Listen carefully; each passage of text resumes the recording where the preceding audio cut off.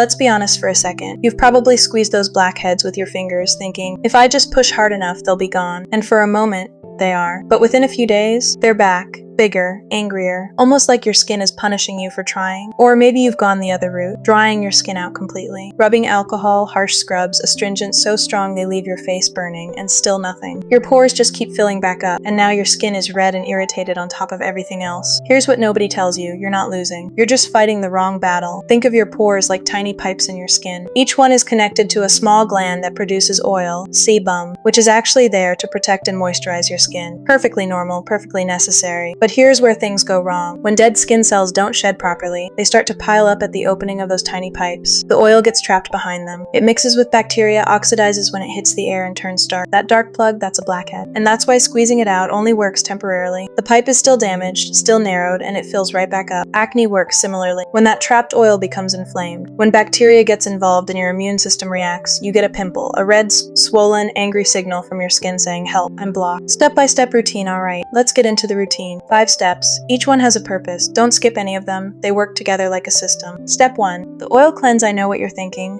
Putting oil on already oily skin sounds like the worst idea ever. But stay with me. The principle here is simple. Like dissolves like. Oil breaks down oil. A gentle cleansing oil massaged onto dry skin for 60 seconds will actually pull the sebum and buildup out of your pores, without stripping your skin's natural barrier. Use a lightweight cleansing oil or balm, work it in slow circular motions, and then rinse. You'll already feel a difference. Step 2. The foam cleanse. Now that the surface layer of oil and debris has been lifted, we go in with a gentle foam cleanser, ideally one with salicylic acid. This is a BHA, a beta-hydroxy acid, and it's oil-soluble, which means it can actually travel into the pore and dissolve the buildup inside, not on the surface, inside. Massage it in gently, let it sit for about 30 seconds, then rinse with lukewarm water, not hot. Hot water triggers more oil production. Exactly what we don't want. Step 3. The softening steam. This step is optional but transformative. Hold your face over a bowl of warm, not boiling steam for about 5 minutes, or use a warm, damp towel. What you're doing is softening the debris still sitting in your pores and gently opening them up. This makes every step after it more effective. It also increases circulation, which gives your skin that natural glow. Breathe slowly. This is where the ASMR experience really begins. Step 4. The treatment mask. Now we apply a kaolin or bentonite clay mask to the areas that need the most attention, the nose, chin, forehead. Clay is nature's magnet for pores. It draws out oil, toxins, and residue while tightening the pore opening gently. Leave it on for 10 minutes, no longer, or it starts to overdry. While it sets, you can do the rest of your face with a hydrating mask if you want. Let your skin breathe. Step 5. The seal. This is the step most people skip, and it's the most important one for long-term results. After rinsing the mask, apply a lightweight niacinamide serum. Niacinamide, think of it as your pore trainer. It regulates oil production, reduces inflammation, fades dark spots, and over time, actually minimizes the appearance of pores. Follow with a non-comedogenic moisturizer, even if your skin is oily. Especially if your skin is oily. Hydrated skin produces less oil. That's the science. Mistakes and warnings now, and this is important. Let's talk about what not to do. Because most people are accidentally making their skin worse while trying to make it better. Mistake number 1. Over-cleansing. Washing your face 3, 4, 5 times a day doesn't clear pores, it strips your skin barrier. When your barrier is damaged, your skin produces even more oil to compensate.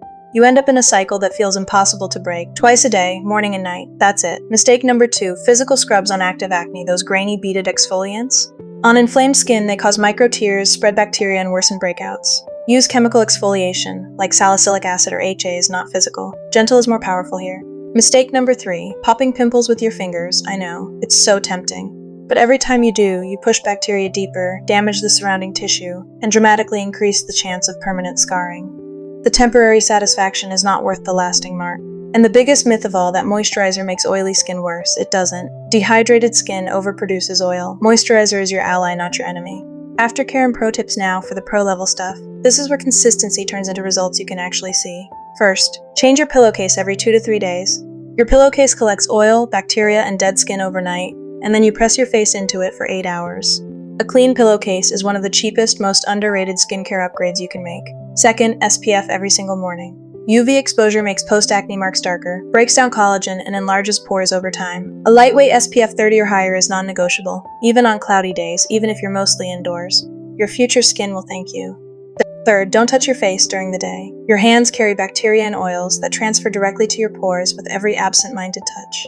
This one habit change alone can cut breakouts significantly. And finally, hydration from the inside. Drinking enough water helps your skin flush toxins and maintain elasticity. It's not magic, but it's real, and it matters motivational close. Here's what I want you to remember. Clear skin is not about perfection. It's not about 0 pores or 0 blemishes. Those aren't real standards, they're filters. Real healthy skin has texture. Real skin breathes, adapts, and sometimes breaks out, and that's okay.